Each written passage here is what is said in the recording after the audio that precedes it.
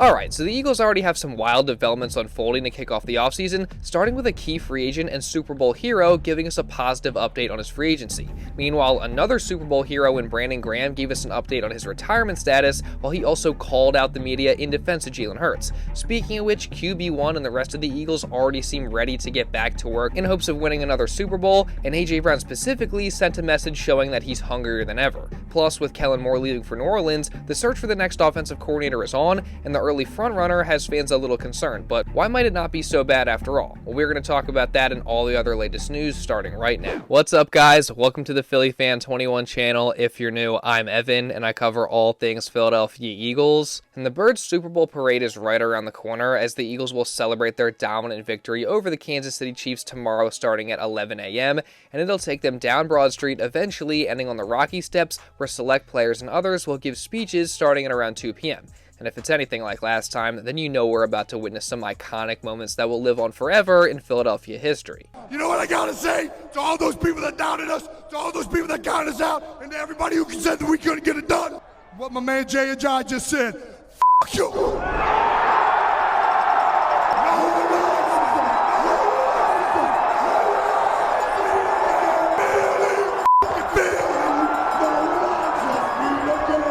Personally, there's a lot of guys that I'm looking forward to hearing from, but one guy who could wind up giving a speech for the ages is left guard Landon Dickerson, whose pregame speeches this year were absolutely on another level.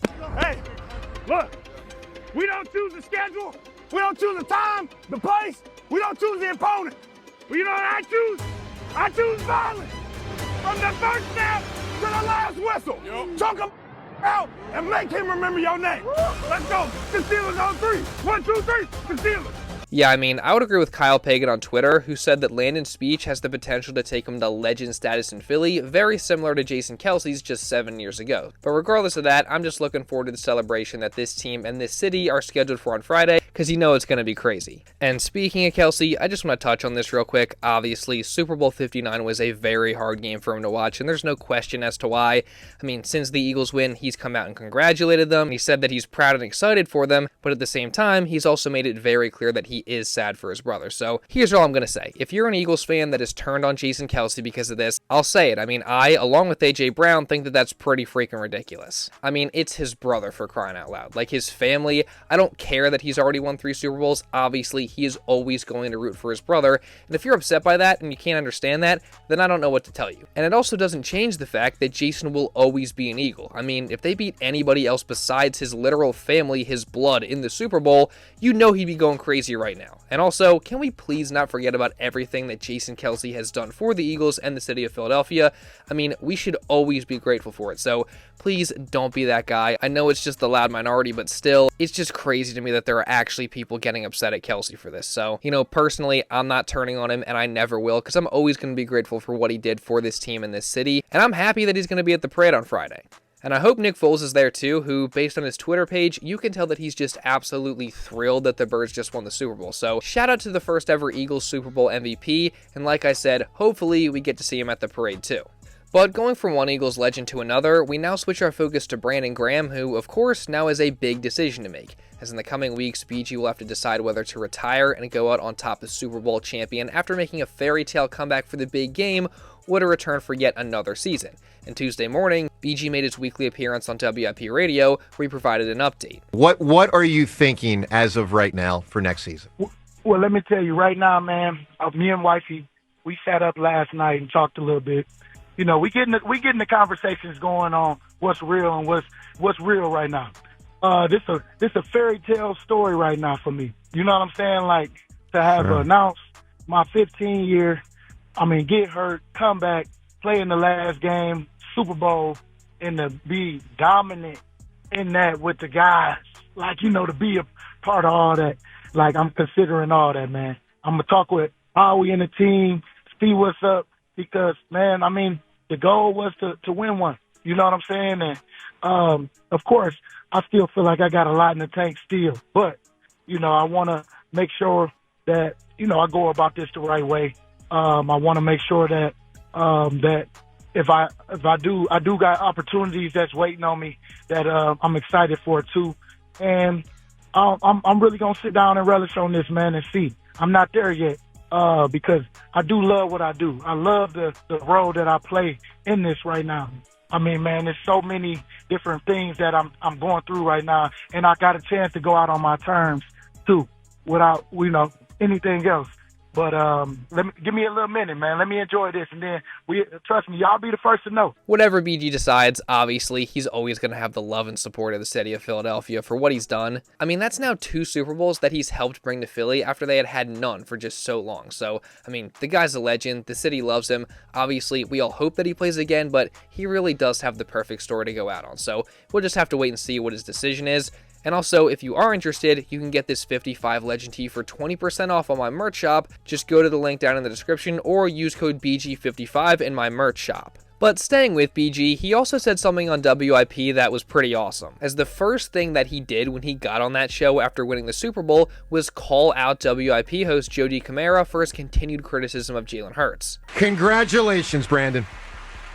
Man, I appreciate you, man. I appreciate you. So, I got to jump right to it, man. So where does this put Jalen Hurts for you? My man! Great question, BG. A lot higher than I had him. Oh, okay. But you're good, BJ. Saquon save him this game. Listen, Saquon save him this game. He's elite. Brandon. Yeah, is he elite, Joe? He is elite with a capital E, baby. He was so good, Brandon. So, Brandon, I love it, man. I was all but expecting you to drop my name on national TV, man, because I think you were thinking about me. But anyway. Man, you just gotta love BG, always going to bat for his quarterback, and you just love to see it. I mean, all the talking heads and guys in the media have now no choice but to eat their words about Jalen Hurts and give him the credit that he deserves. And if people continue to doubt, then you know that Jalen is just going to keep proving them wrong. Hey,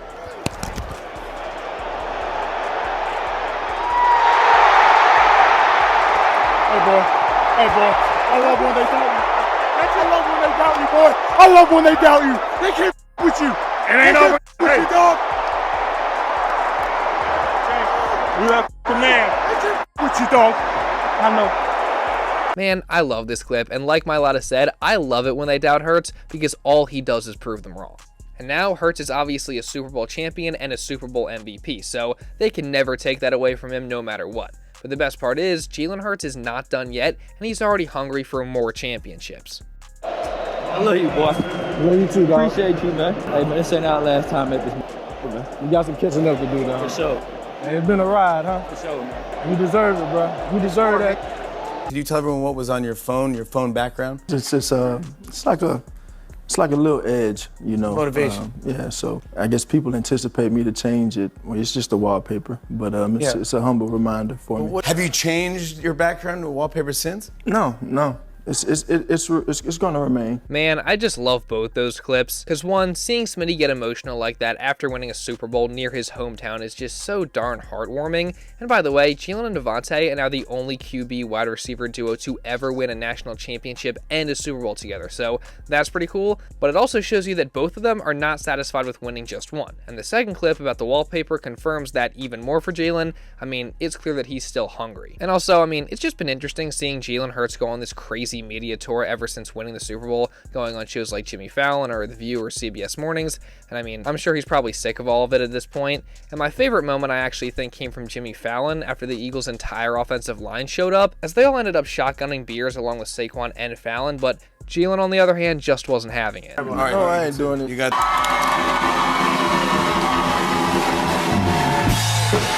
Safe to say, QB1 stays locked in at all times, and I just cannot wait to hear what he says during his parade speech on Friday. But along with the crazy Super Bowl numbers and accomplishments, here's one more Jalen Hurts stat for you. As since 2000, the Cowboys have just 4 total playoff wins, while the Redskins/Commanders have 3, but Jalen Hurts by himself has 6 playoff wins, and obviously he has only been in the league since 2020. So that should tell you everything you need to know about who runs the NFC East right now in terms of teams and quarterbacks.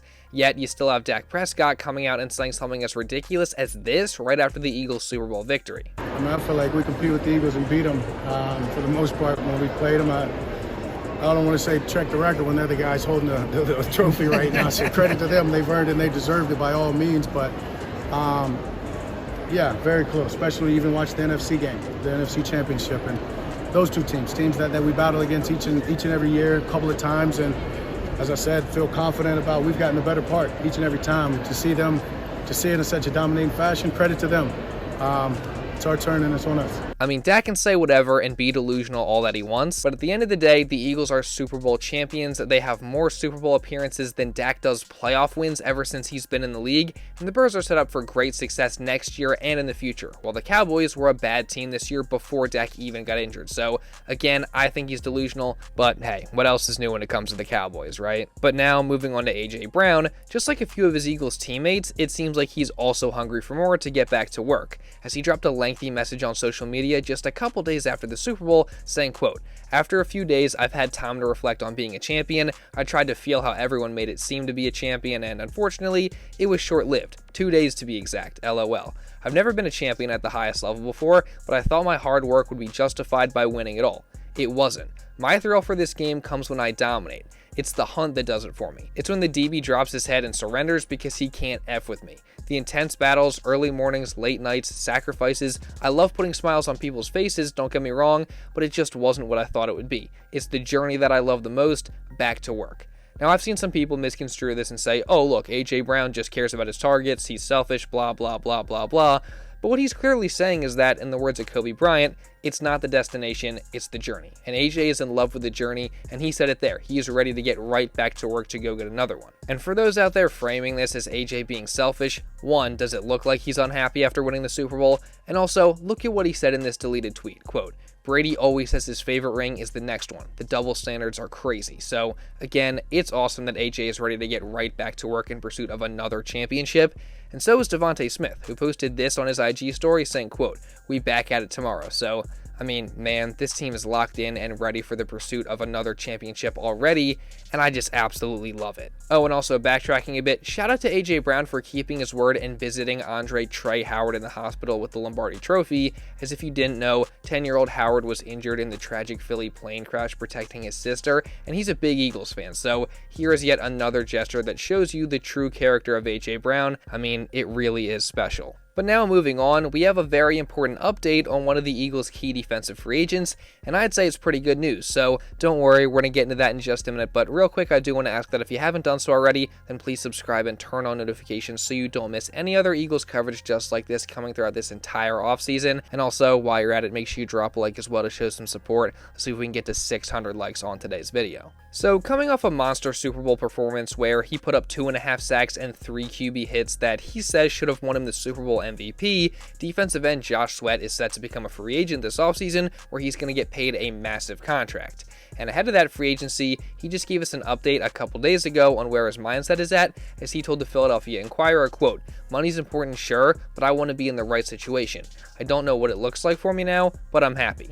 Now, personally, I don't really think that there's any way the Eagles can bring back Sweat if he simply wants to go to the highest bidder, but he said it there. It's not just about the money, and what better situation to be in than to come back to the team that has the best defense in the league and that you just won a Super Bowl with. So that bodes the question, could Josh Sweat take less money to come back to Philadelphia in hopes of winning more rings? Now, my gut tells me probably not, as I would expect some other teams with decent situations to offer him a lot more money than the Eagles are going to. Plus, Philly has higher priorities in free agency than Sweat, mainly re-signing guys like Zach Bond. But still, this quote from Sweat is interesting, and it definitely makes me think that his chances of coming back to Philly are higher than I initially thought. So that'll be something to monitor moving forward in the offseason. And something else to monitor is going to be the Eagles' offensive coordinator search now that Kellen Moore is officially with the Saints.